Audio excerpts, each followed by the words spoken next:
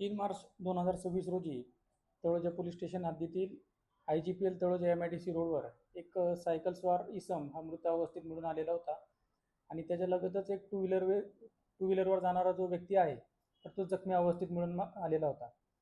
सदरची माहिती तळोजा पोलीस स्टेशनला प्राप्त होताच तळोजा पोलीस स्टेशनची टीम तत्काळ त्या ठिकाणी पोहोचलेली होती आणि या घटनेच्या अनुषंगाने तळोजा पोलीस स्टेशन या ठिकाणी CR नंबर 95/26 भारतीय न्याय संहितेचे कलम 103(1) 109 अन्वये आपण गुन्हा दाखल केलेला होता.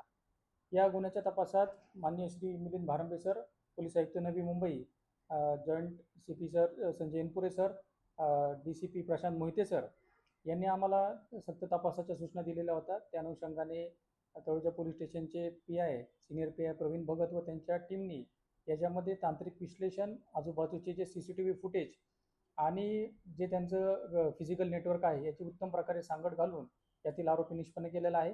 यामध्ये तुहीन बिश्वरूप घोष राहणार पश्चिम बंगाल हा आरोपी निष्पन्न झालेला आहे. सदरचा जो आरोपी आहे त्या घटनास्थळाच्या बाजूला एक कंपनी होती, त्या ठिकाणी सुरक्षा रक्षक म्हणून काम करत होता आणि त्याच्याकडे पैसे नसल्यामुळे तो वैफल्यग्रस्त झालेला होता आणि त्या तणावातून त्यांनी लोखंडी पाईपच्या साहाय्याने रस्त्यावरून जाणाऱ्या एक सायकल स्वार इसमाच्या डोक्यात लोखंडी पाईप घालून त्याला मारलेला आहे. त्याचप्रमाणे एक मोटरसायकलवर जाणाऱ्या व्यक्तीला देखील लोखंडी पाईप घालून त्याला जबर दुखापत केलेली आहे. यापूर्वी काही गुन्हे दाखल नाही आहेत, परंतु हा वेगवेगळ्या कंपन्यांमध्ये सुरक्षा रक्षक म्हणून काम करत होता. तो आरोपी आहे तर तो मूळचा पश्चिम बंगाल येथे राहणारा आहे आणि काही दिवसांपासून तो IGPL तळोजा MIDC या ठिकाणी सुरक्षा रक्षक म्हणून काम करत होता आणि या घटनेमध्ये आरोपीला आपण 4 तारखेला अटक केलेली होती आणि त्याला 10 दिवसाची पोलीस कस्टडी रिमांड मान्य न्यायालयाकडून मिळालेली आहे.